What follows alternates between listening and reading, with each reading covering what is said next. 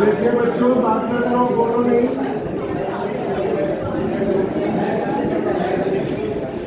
बोलो नहीं, आवाज जाएगी।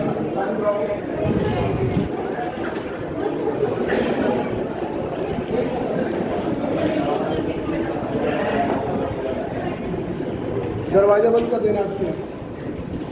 देखिए, Larmor precession, Larmor precession, Larmor precession बहुत इंपॉर्टेंट टॉपिक है। Larmor precession,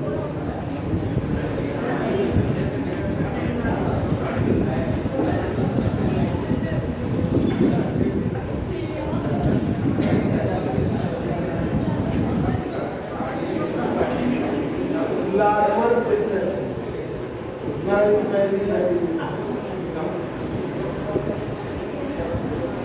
Larmor precision.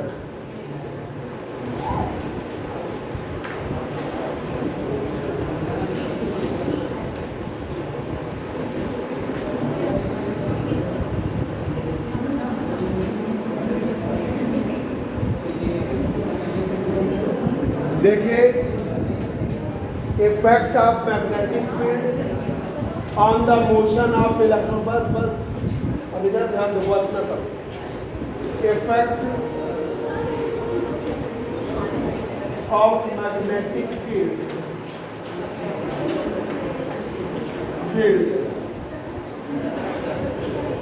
On the motion of electron. Effect of magnetic field on the motion of electron. Electron के motion पर magnetic field का क्या इफेक्ट है? Nucleus है, जहां से magnetic field pass are radius की ऑर्बिट में इलेक्ट्रॉन मूव कर रहा है, जिसका चार्ज माइनस है, मास नहीं। तो जब मैग्नेटिक फील्ड लगा दी तो इलेक्ट्रॉन की ऑर्बिट, इधर आगे बैठ जाओ, आगे इधर बेंच खाली है, इधर बैठ जाओ। ये इनको तुम लोग इधर को बैठ देंगे, रखो इधर, थोड़ा आगे बढ़ाओ, तुम लोग थोड़ा सा आगे बढ़ाओ, आओ इधर आओ, इधर बैठो, लाओ बैठे दो, आप इधर आगे आगे, ज़्यादा पीछे रहे। अब देखिए, effect of magnetic field on the motion of electron. v velocity, v magnetic field है जो इलेक्ट्रॉन एटम में वर्क कर रही है। अब यहाँ से जब मैग्नेटिक फील्ड पास कराओगे तो इस पे लगेगा टॉर्क, ठीक है, टाउ बराबर म्यूएल क्रॉस v। तो क्या होता है, इस इफेक्ट के कारण ये है L, ये म्यू L, ये एंगल बनता है। तो इलेक्ट्रॉन की ऑर्बिट प्रिसेस कर,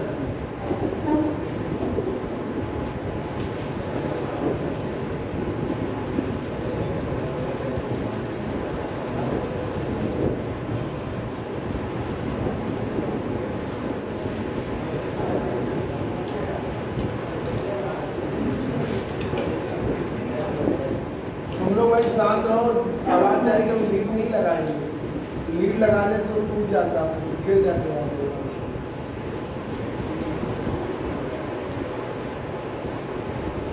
तो पूरी आवाज जाएगी अगर बोलोगे। तो ये है L और ये है म्यू L इस पर।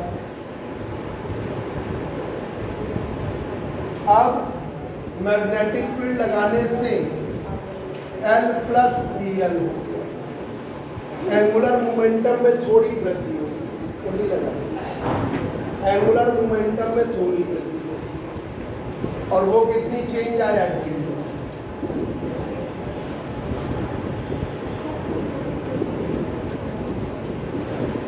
ये एंगल आपका है, ये आपका एल का कंपोनेंट इस पर एल कॉस और इस पर गया एल साइन, इस पे गया एल साइन, इस पे गया एल साइन। ये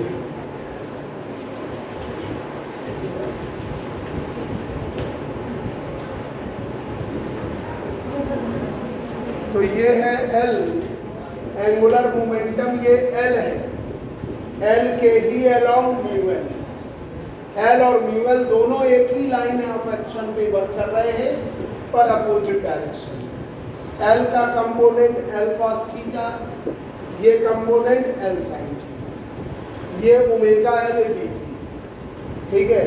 आर रेडियस की ऑर्बिट पे इलेक्ट्रॉन पे टॉर्क लग रहा है टाउ, यही लिख रहे हैं।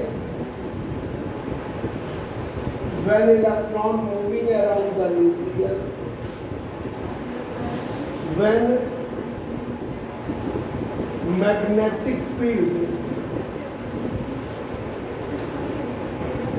is applied on the atom, when magnetic field is applied on the atom, जब मैग्नेटिक फील्ड अप्लाई कर देते हैं एटम पर, applied on the atom,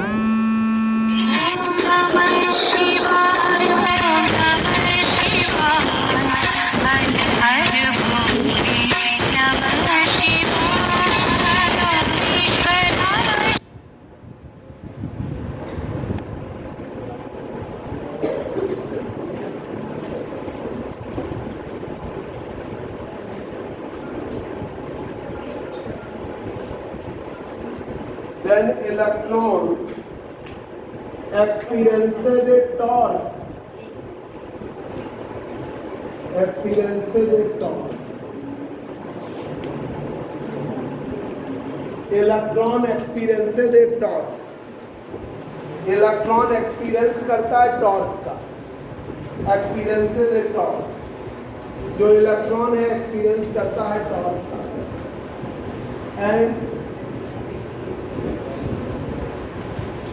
and its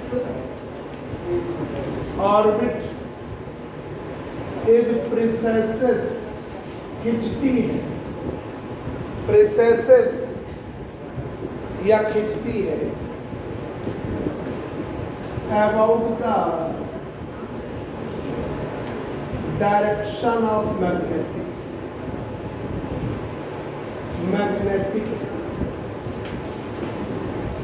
तो इलेक्ट्रॉन की ऑर्बिट खींचेगी मैग्नेटिक फील्ड की direction. Electron orbit precesses in the direction of magnetic field. Torque लगता है टाउ बराबर म्यू एल क्रॉस बी, या टाउ बराबर म्यू एल बी सन। ये टॉर्क लगा, ये आपका टॉर्क लगा।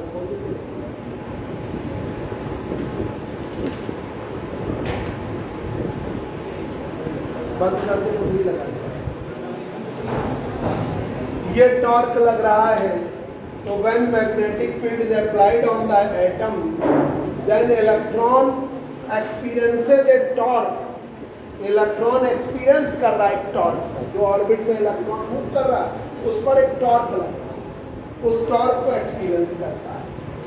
And its orbit is precesses, और इसकी ऑर्बिट प्रिसेस होती, खिंचती है about the direction of magnetic field की डायरेक्शन में खिंचती है। इस टाइप का जो प्रिसेशन है उसे हम क्या कहते हैं? Larmor precess. Such type of phenomena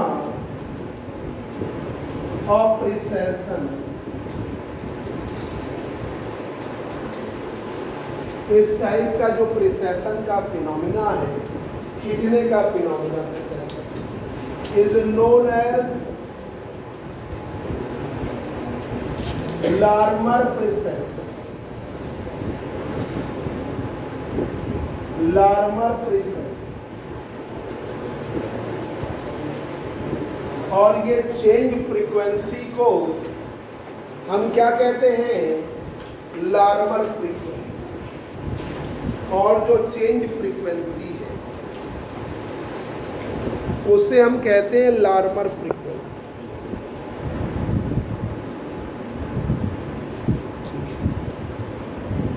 change frequency of electron, frequency of electron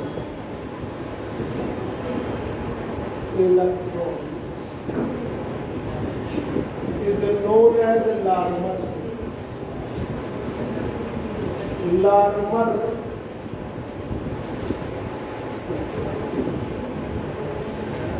change frequency को क्या कहते हैं? Larmor frequency. चेंज फ्रीक्वेंसी को कहते हैं लार्मर फ्रीक्वेंसी। देख लीजिए,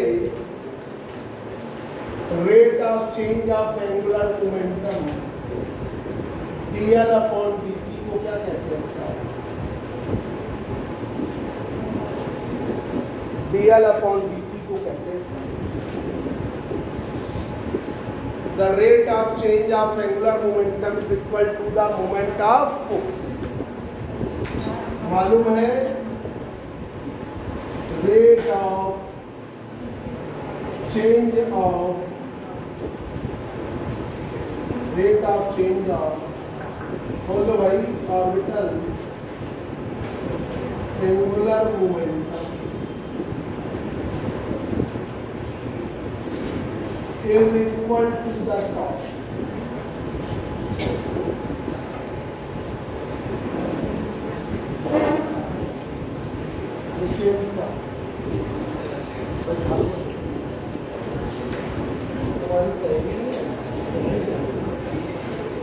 Rate of change of orbital angular momentum is equal to the torque। Orbital angular momentum का रेट क्या कहलाता है?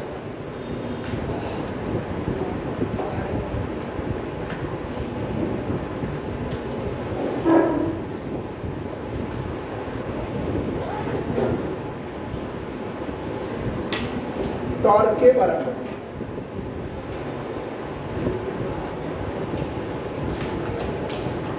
अब ये टाउ के बराबर। अब angle is equal to, hello हाँ बताइए,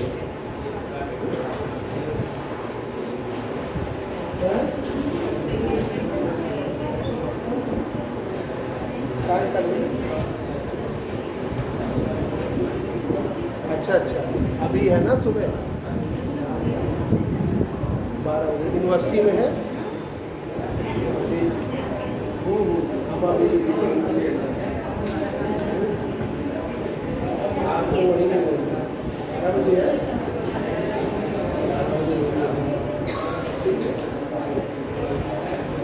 कॉलेज जाएंगे पहले, आपका काम जरूरी है।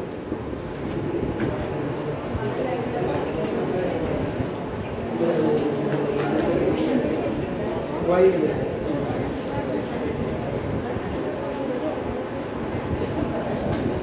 Omega L D T, R कितना है? dl और रेडियस है आपकी एल से।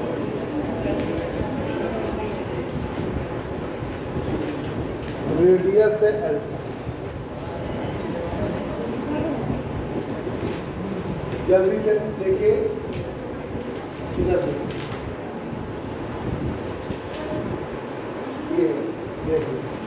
Larmor precision. सभी लोग बच्चे इधर देख ले, जो उसको ना दिख रहा हो खड़ा हो जाए, खड़े हो जाए। प्रिंस तुम ना खड़ा होना, तुम्हारी हाइट ही आता है। एक आलोक और एक तुम, दोनों लोग 6 फुट के करीब। Larmor precession important short question है। Effect of magnetic field on the motion of electron. Magnetic field का इफेक्ट इलेक्ट्रॉन के motion, effect of magnetic field on the motion of electron. ये बड़ा लेट आते रहते हैं, आ जाओ। अरे आलोक तुम दरवाजा कुंडी लगा दो, बोर्ड चमकता है, बोर्ड चमकता है इसीलिए।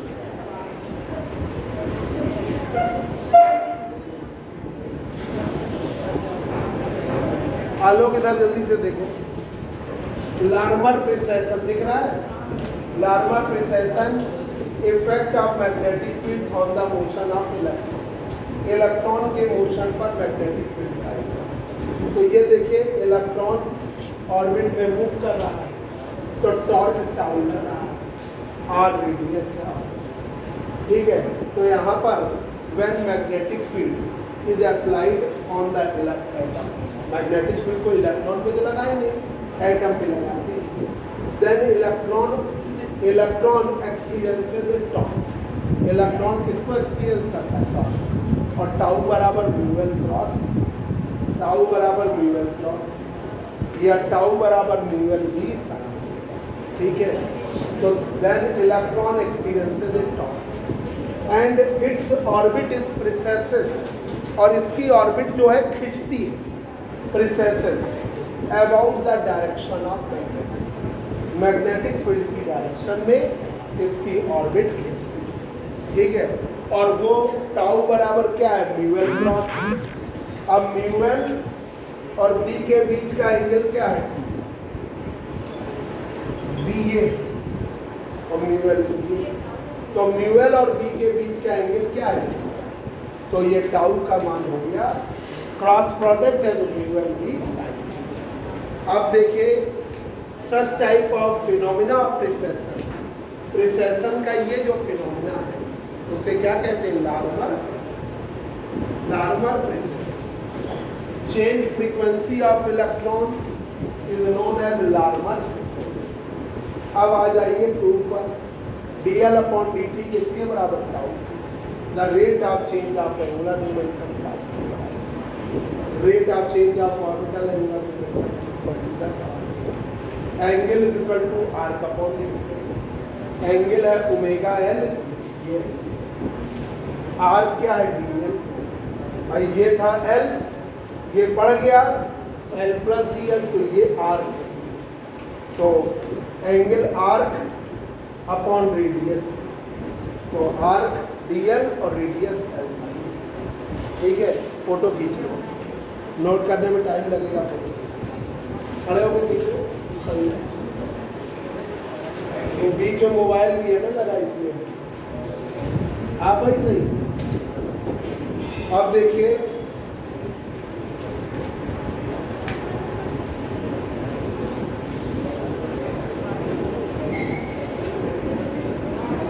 अब ओमेगा एल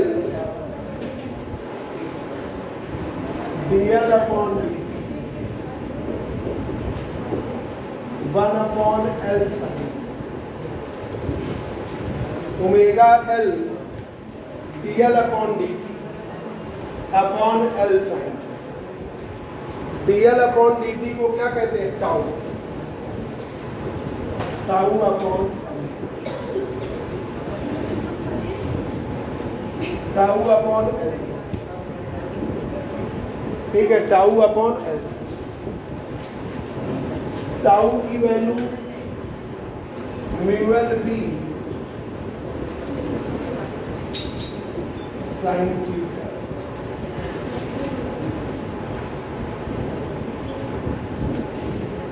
तो देगा ये Larmor angular frequency, Larmor angular frequency, ये आपकी this is the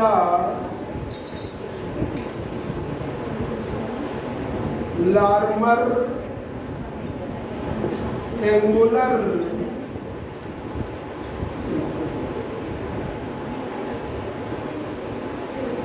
Larmor angular frequency, ये है Larmor angular frequency.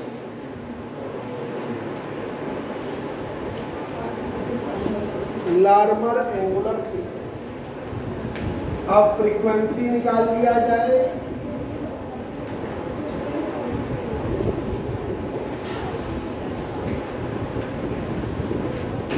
Omega L का मान रखो 2 pi F L nu L B upon F L का मान न्यूएल बी, ये Larmor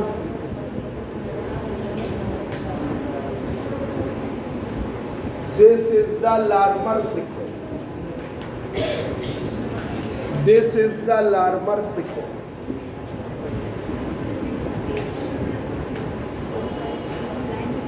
This is the Larmor frequency। ये एक इंपॉर्टेंट शॉर्ट क्वेश्चन है।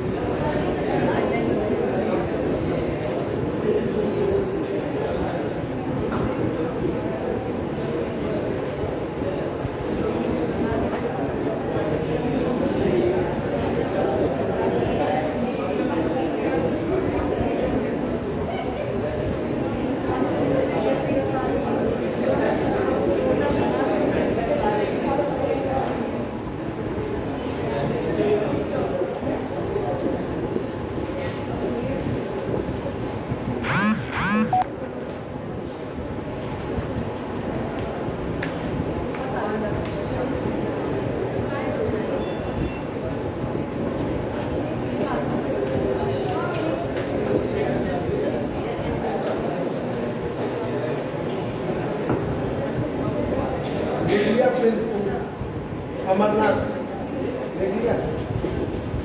देखिए क्वांटम नंबर्स जो है, जो 4 क्वांटम नंबर जो मेल लिया जाता है, एक है प्रिंसिपल क्वांटम नंबर n, जानते हो।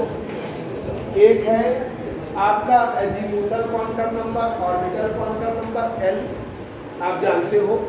तीसरा है आपका स्पिन क्वांटम नंबर और एक मैग्नेटिक ऑर्बिटल क्वांटम। ठीक है, तो ये क्वांटम, ये 4 तो मेन है। ठीक है, उसी पर हम बताने जा रहे हैं पॉली एक्सक्लूजन प्रिंसिपल, पॉली का वर्जन का नियम, कि किसी भी 2 इलेक्ट्रॉन के सेम क्वांटम स्टेट नहीं हो सकते। ठीक है, तो क्वांटम नंबर्स थोड़ा बता दें उसमें, जल्दी से कर दो। हो गया सबका? पीछे बात पे ज़्यादा ना ध्यान देना, नोट करो। देखिए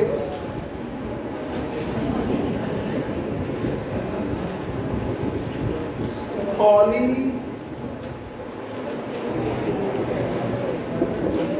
exclusion principle, poly exclusion principal, very very important. Poly exclusion principal, poly exclusion principal. जो बच्चे बाहर से आए हैं तो वो जरा हाड़ा पिए, नाम मजाक नहीं कर रहे, सीरियस है। क्योंकि वो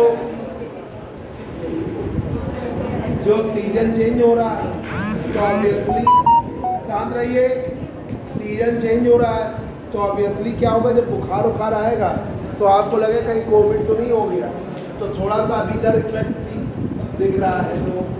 ठीक है, तो इसलिए जरूर कहा, रामदेव का आता है, बहुत खरुआ रहता है जो लोग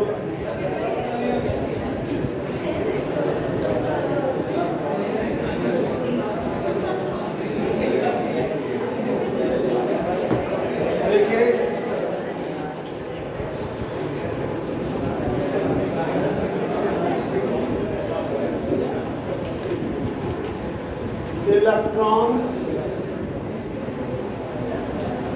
of orbit are completely described by four quantum numbers. Electrons of orbit are completely described by four quantum numbers. एक है प्रिंसिपल क्वांटम नंबर या टोटल क्वांटम नंबर है, क्वांटम नंबर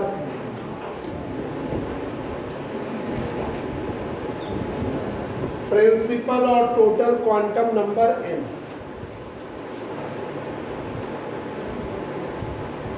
दूसरी है ऑर्बिटल क्वांटम नंबर, ऑर्बिटल और azimuthal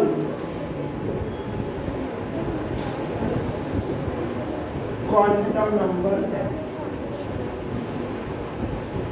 orbital और azimuthal quantum number है। तीसरा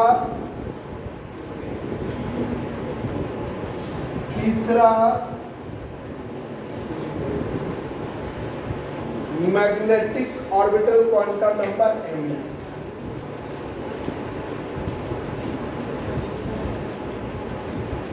क्वांटम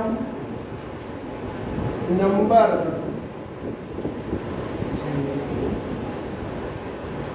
और चौथा है spin quantum number s।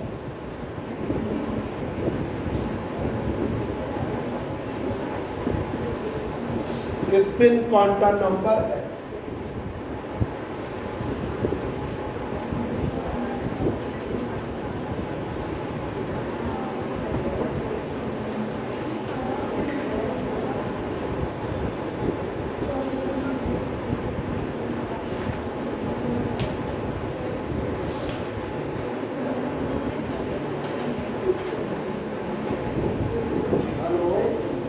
Sanjay sir से भी सवाल है, संजय सर से भी सवाल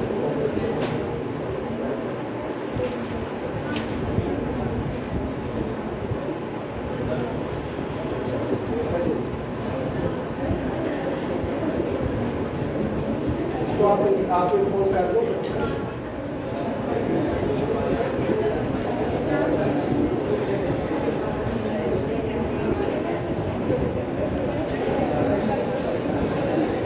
देखिए electrons of orbit are completely described by four quantum number.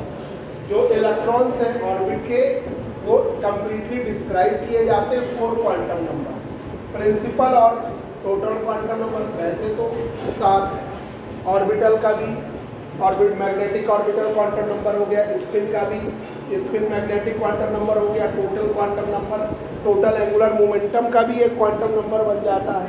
तो मेन ये चार, ठीक है। तो प्रिंसिपल क्वांटम नंबर या total quantum number n, orbital और azimuthal quantum number n, magnetic quantum number mn और स्पिन क्वांटम नंबर s। इस लॉ के अकॉर्डिंग कोई भी दो इलेक्ट्रॉन ऐसे नहीं हो सकते, चाहे वो सेम ऑर्बिट में हो या डिफरेंट ऑर्बिट में, उनके चारों क्वांटम नंबर उनकी सेम क्वांटम स्पीड, ऐसा नहीं, ठीक है। तो देखिए ये तो हमने जनरल बात कही। अब देखिए पॉली एक्सक्लूजन प्रिंसिपल से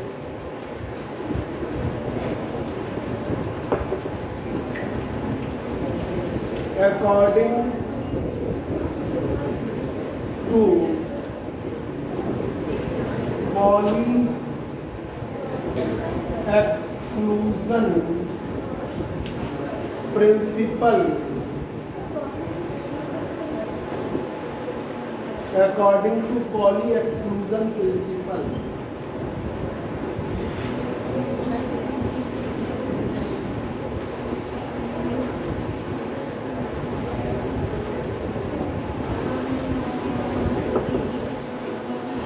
No two electrons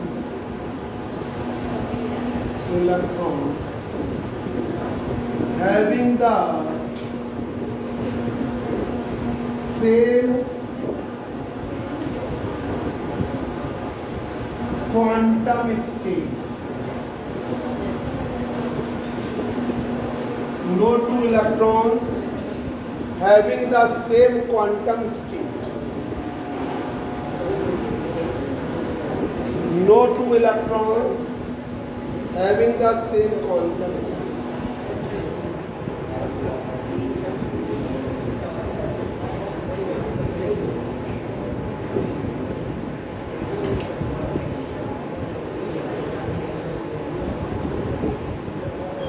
No two electrons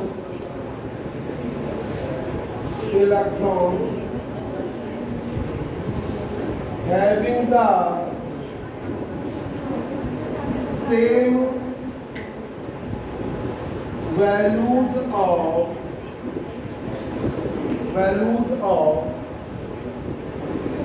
4 quantum numbers N, L, Ml. No two electrons having the same values of 4 quantum numbers कि उनकी सेम वैल्यूज नहीं हो सकती 4 क्वांटम नंबर्स। एग्जाम्पल के तौर पर देखिए,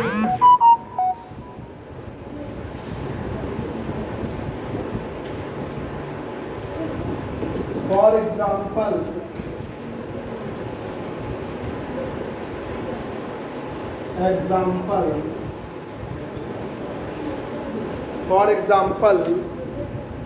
two electrons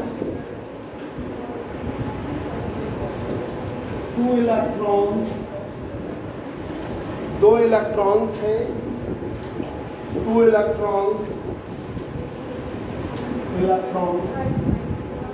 in same energy state. 2 electrons same energy state ले लीजिए, 1 electron और ये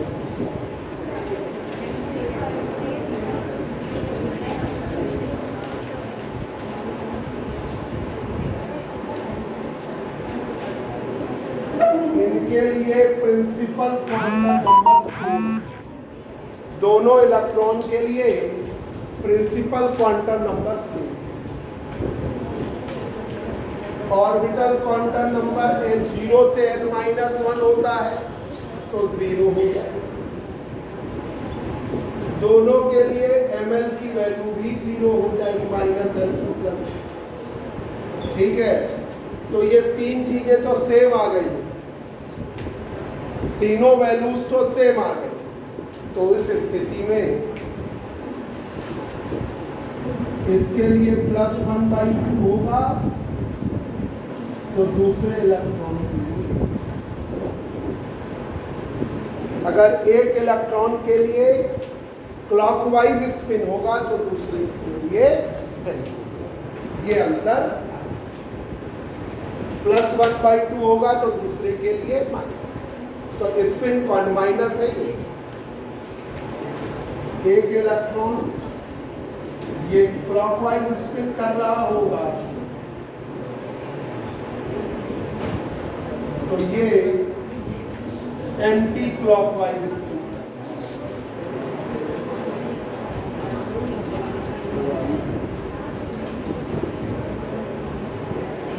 एक क्लॉकवाइज स्पिन कर रहा होगा तो दूसरा एंटी। ये पॉली एक्सवर्जन का नियम बिल्कुल सरल है।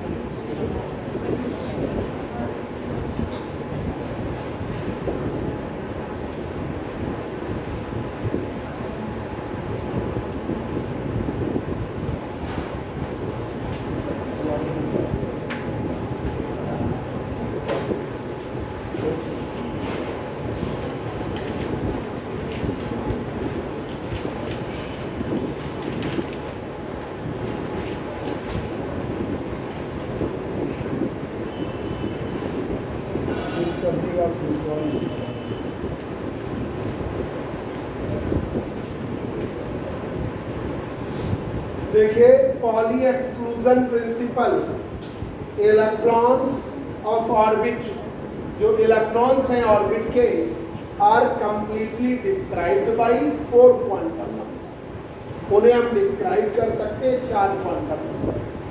पहला है प्रिंसिपल और टोटल क्वांटम नंबर Lc, दूसरा है ऑर्बिटल और एजीमुथल क्वांटम नंबर Lc, तीसरा है मैग्नेटिक क्वांटम नंबर Lc, चौथा है spin quantum number S। According to Pauli's exclusion principle, no 2 electrons having the same quantum state. कोई भी 2 इलेक्ट्रॉन ऐसे नहीं हो सकते जिनका सेम क्वांटम स्टेट, या no 2 electrons having the same values of 4 quantum.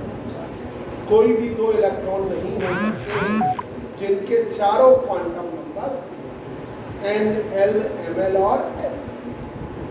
For example 2 electrons in same energy state, 2 electron है same energy state में, एनर्जी स्टेट मान लो सेम, प्रिंसिपल क्वांटम नंबर दोनों के लिए 1 है, तो N की वैल्यू 1 है, तो L की वैल्यू क्या होती है 0 to N-1, तो वो L बराबर 0।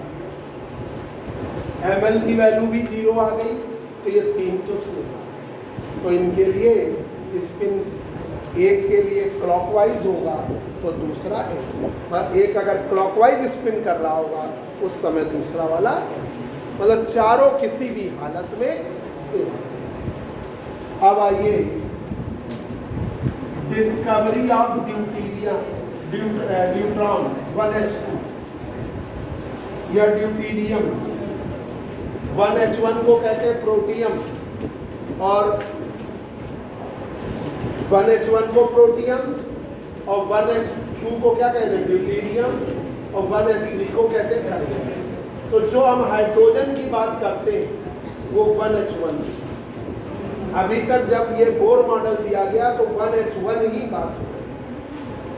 जब वेरिएशन मास का आया, रेडबर्ग कांस्टेंट वेरिएट किया न्यूक्लियस के मास के अकॉर्डिंग। भाई जैसे 1h1 है, फिर 1h2 है, 1h3। अगर आप न्यूक्लियस का मास कंसीडर ही नहीं करोगे तो फिर उनके लिए रेडबर्ग कांस्टेंट बदलेगा नहीं, तो फिर प्रोटियम, ड्यूटीरियम, ट्राइटियम का क्या मतलब, एक ही था hydrogen.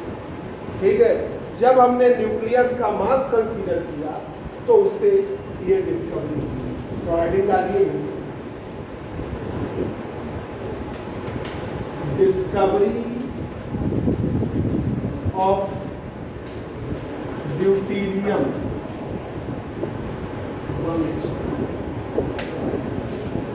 Discovery of deuterium 1h2। भाई जब न्यूक्लियस का मास कंसीडर किया उसी से आपकी डिस्कवरी होना चाहिए। ठीक है, तो देखिए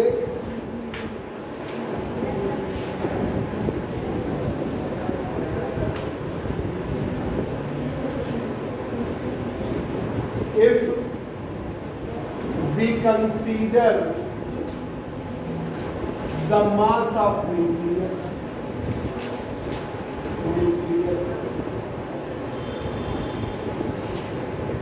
if we consider the mass of nucleus,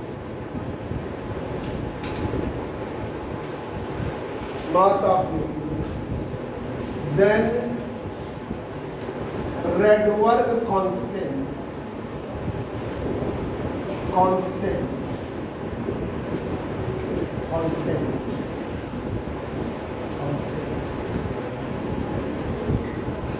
then the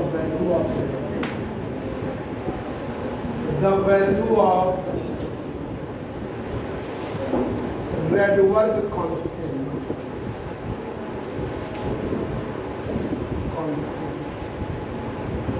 is changed.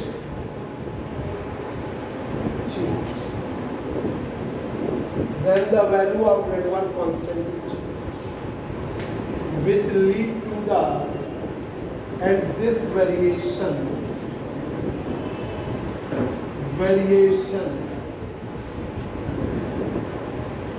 lead to the discovery of beauty lead to the discovery of beauty. जिसने ये वेरिएशन ने लीड किया है ड्यूटेरियम की discovery. If we consider the mass of nucleus, जब हम consider करते हैं न्यूक्लियस का mass, then the value of Redworth constant is changed. So Redworth constant की वैल्यू चेंज हो जाती है, and this variation lead to the discovery of beauty. और इस वेरिएशन ने लीड किया है ड्यूटेरियम की डिस्कवरी. देखिए, आपने पढ़ा तो यहाँ पे रेडवर्थ कांस्टेंट पिछला देखिए किसका, आर की वैल्यू क्या आई है, आर इंफिनिटी से कम आई है ना. ये इसके पहले आर की वैल्यू क्या है, आर इंफिनिटी ज्यादा है. तो रेडवर्थ कांस्टेंट की वैल्यू, रेडवर्थ कांस्टेंट ड्यूटेरियम का is greater than hydrogen. Hydrogen का मतलब प्रोटीन. वो किससे आया, मास बढ़ा कंसीडर किया तो वो ड्यूटेरियम का जो मास आया वो RH से ज़्यादा, रेडवर्थ कांस्टेंट के मास से आएगा ना भाई. RD की वैल्यू में, RD की वैल्यू आएगी म्यू E की power 4 8 epsilon not square C. ठीक है, और इसकी आएगी RH, तो म्यू H E की पावर 4 8 एप्सिलॉन नॉट स्क्वायर. ये म्यू D वैल्यू. तो रिड्यूस्ड मास रेडवर्थ का ज्यादा है. रिड्यूस्ड मास जो है आपका ड्यूटेरियम का, reduced mass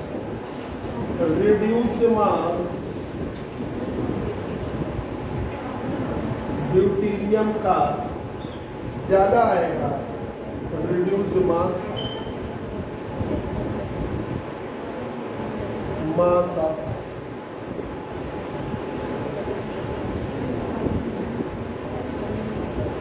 reduced mass of. तीसरा, वेव नंबर रेडवर्थ कांस्टेंट के अकॉर्डिंग आएगी, तो न्यू डी बार भी ज्यादा आएगा new H bar. Wave number of deuterium, number of deuterium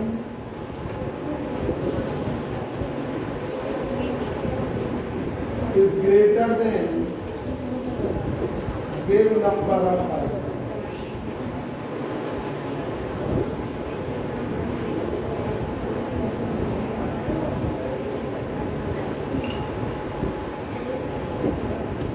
Wave number of deuterium is greater than wave number of ions.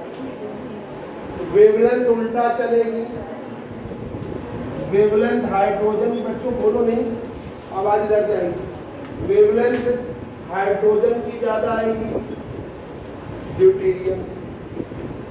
Wavelength उल्टा चलेगी ना, रेसिप्रोकल. तो इस तरीके से ये थ्योरी की जगह हमने ऐसे ही लिख दिया.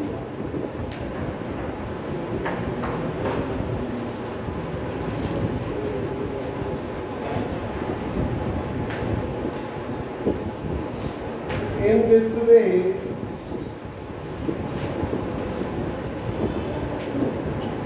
Hydrogen having the isotope isotope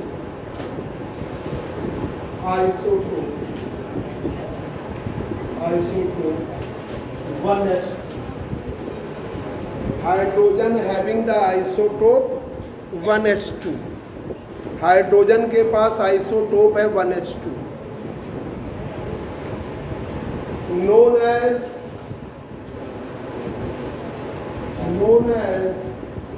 deuterium, known as deuterium, जैसे हम जानते हैं।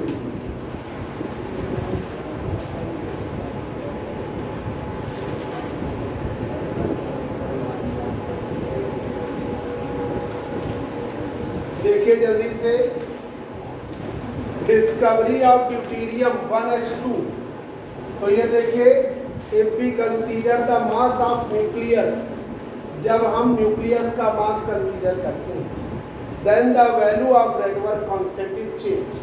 तो रेडवर्क कांस्टेंट की value change, and this variation lead to the discovery of deuterium. और इस वेरिएशन ने लीड किया है ड्यूटेरियम की डिस्कवरी। रेडवर्क कांस्टेंट ड्यूटेरियम का हाइड्रोजन से ज्यादा है। रेडवर्क कांस्टेंट ड्यूटेरियम की वैल्यू क्या आएगी? म्यू डी यहाँ पर रिड्यूस्ड मास है और म्यू एच रिड्यूस्ड मास है। तो जब रिड्यूस्ड मास ड्यूटेरियम का हाइड्रोजन से ज्यादा होता है, वेव नंबर भी ड्यूटेरियम की ज्यादा आएगी क्योंकि उसी के करस्पॉन्डिंग आती है, तो वेव नंबर भी ज्यादा आती है। वेवलेंथ भी उल्टा होता है, हाइड्रोजन की ज्यादा आती है। तो इस तरीके से hydrogen having the isotope, hydrogen के पास एक आइसोटोप है, having the isotope 1h2 known as. अब लिखिए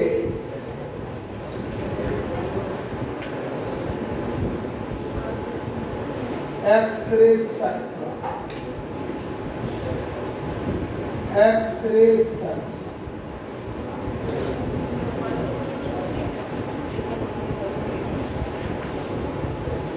या ये कहते हैं continuous and characteristic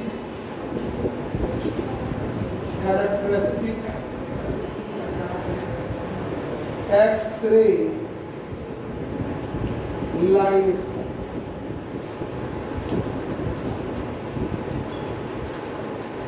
continuous and characteristic X-ray lines. हमने ये एक्स-रे ट्यूब ली,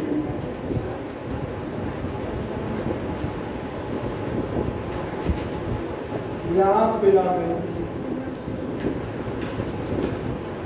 एक टारगेट ले,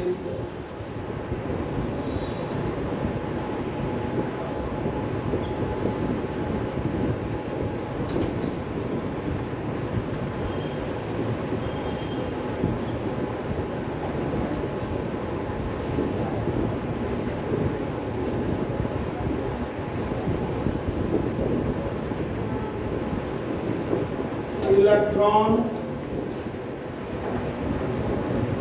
बहुत हायर वेलोसिटी से उससे टकराए, एक्सेलरेटिंग वोल्टेज लगाते हैं और x-ray tube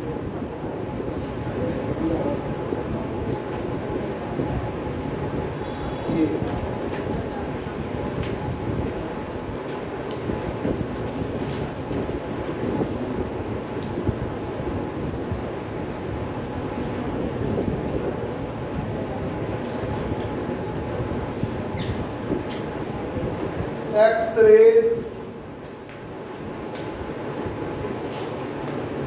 X-rays emitted from X-ray tube, X-rays emitted from X-ray tube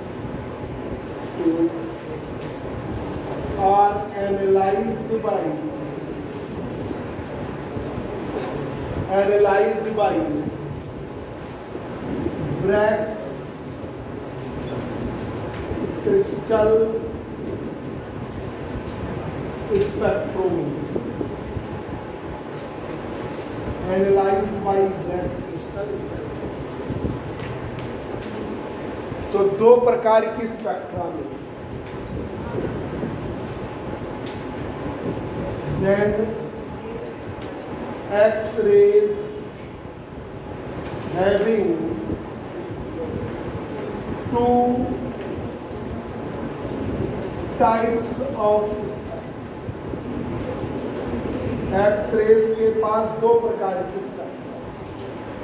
X-rays having two types of spectra. एक है line spectrum, continuous spectrum,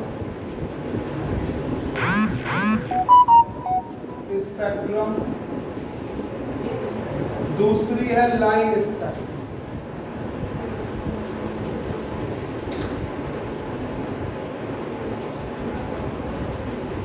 line spectrum, उसके लिए हमने एक कर्व ड्रा किया, उस कर्व से ही तो हमको कंफर्म वेवलेंथ और इंटेंसिटी के बीच एक्स-रेज की इंटेंसिटी और वेवलेंथ की.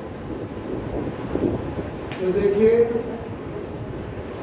लैम्डा मिनिमम पर से एक्स-रेज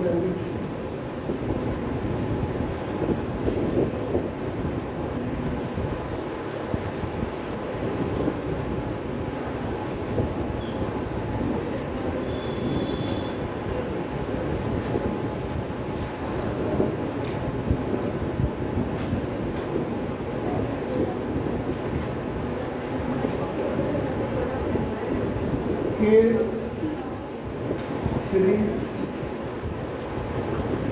L सीरीज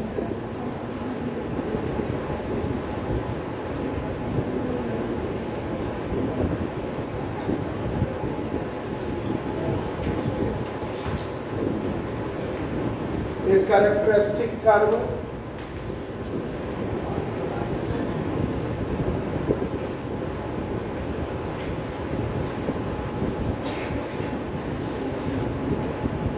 ये M series.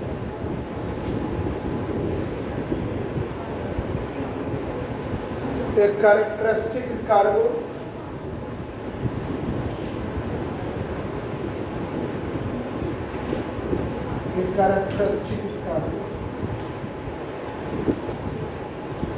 plotted between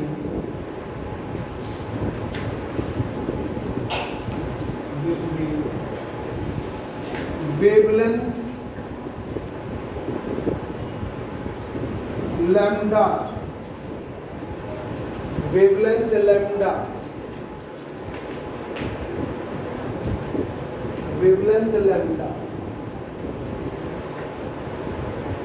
and intensity of X-ray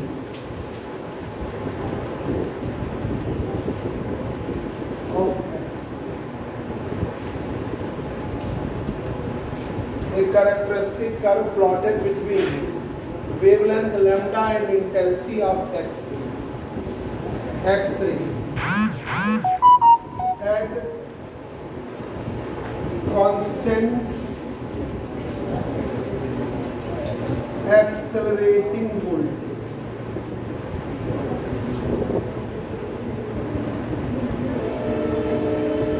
At constant accelerating voltage. एक constant accelerating voltage. ये कर्व भी पहले बना, ये थ्योरी लिखी, एक कर्व बनाया लैम्डा और इंटेंसिटी के बीच, तो और क्या रखा accelerating voltage constant. Accelerating voltage constant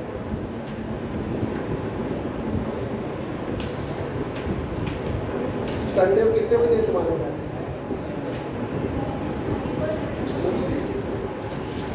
12 बजे रखें तो छुट्टी कर दिया तो लोग सप्लाई हो जाएगा।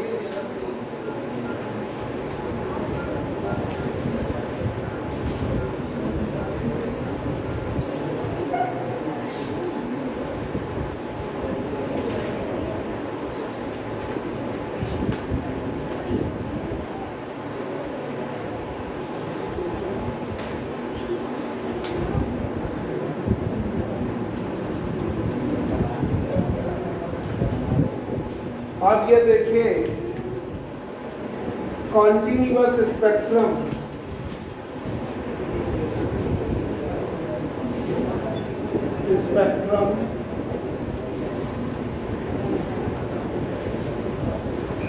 continuous spectrum having a wavelength lambda minimum, continuous spectrum having a wavelength lambda minimum below which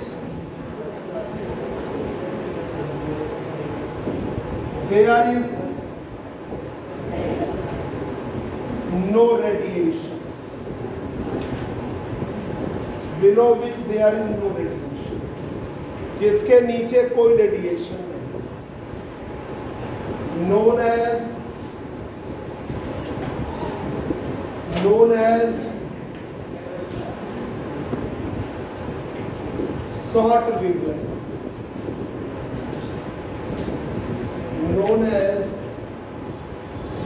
short wavelength, उसे हम क्या कहते हैं? Short wavelength. शॉर्ट वेवलेंथ क्या? लैम्डा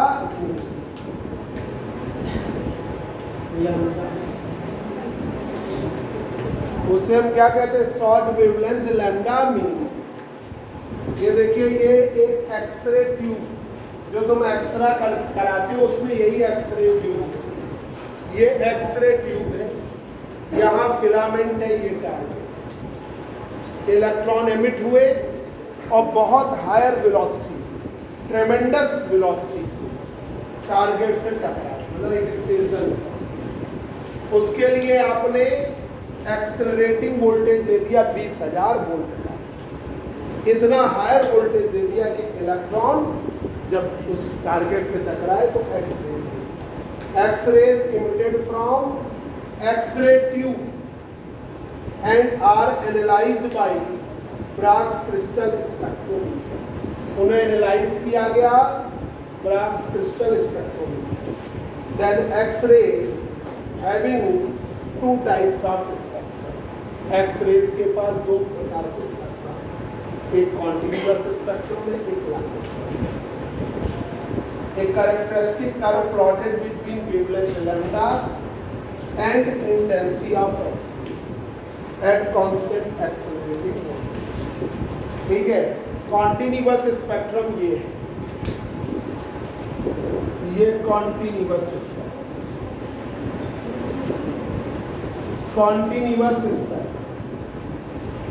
ये कहलाता है कॉन्टिन्यूअस स्पेक्ट्रम। तो continuous spectrum having a wavelength lambda minimum below which there is no radiation, known as short wavelength. क्या कहते हैं? Short wavelength. अब इस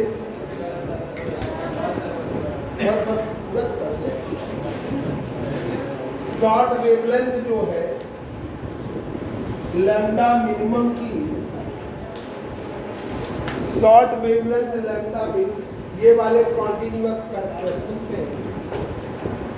continuous curve having different peaks,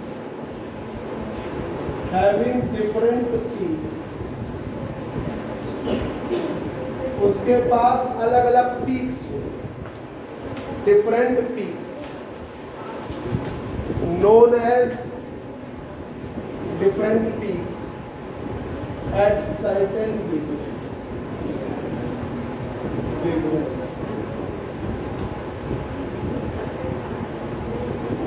continuous curve having different peaks at certain wavelength. जो continuous curve है उसके अलग अलग पीक है at certain wavelength, ठीक है, known as line spectrum, known as line spectrum.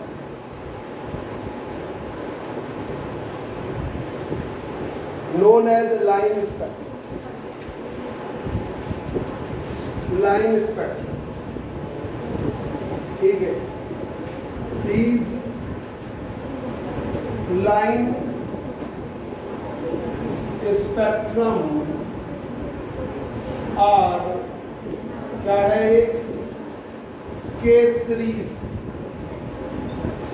Below 1 angstrom, 1 angstrom के नीचे. दूसरी एल सीरीज जिसकी वैल्यू ग्रेटर देन 10, और आपकी तीसरी है MNO delta series, MNO delta series. ये heavier elements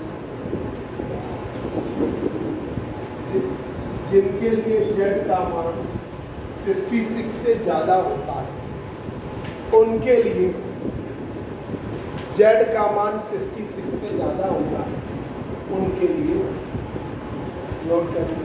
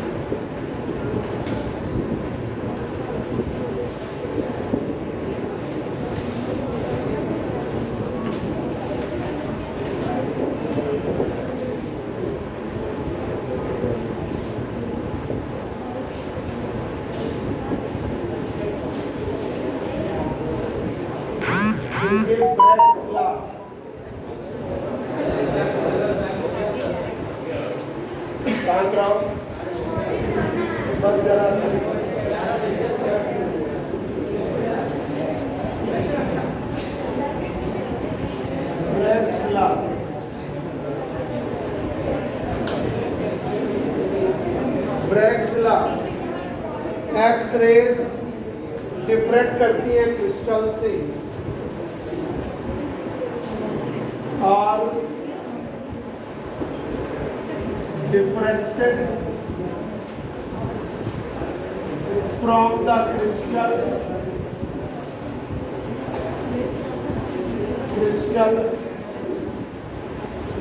X-rays are diffracted from the crystal because its wavelength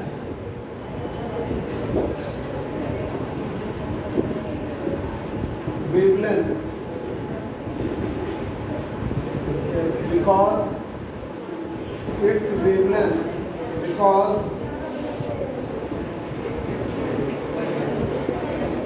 order of wavelength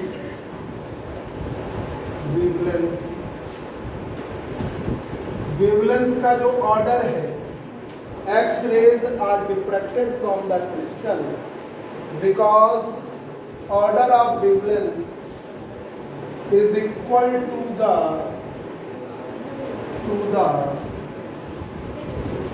order of interplanar spacing. वो ऑर्डर इंटरप्लेनर स्पेसिंग से match करता है. Lambda जो है इंटरप्लेनर स्पेसिंग या inter atomic spacing के बराबर. इंटर प्लेनर स्पेसिंग या inter atomic distance, inter atomic separation से मैच करता है, इसीलिए एक्स रेज डिफ्रैक्ट करता है, एक्स रेज डिफ्रैक्ट करता है, डिफ्रैक्शन एक्स रेज का इसीलिए होता है। ठीक है, अब इसका छोटा सा प्रूव, ठीक है, बस कह रहे तो बस ये इसके आगे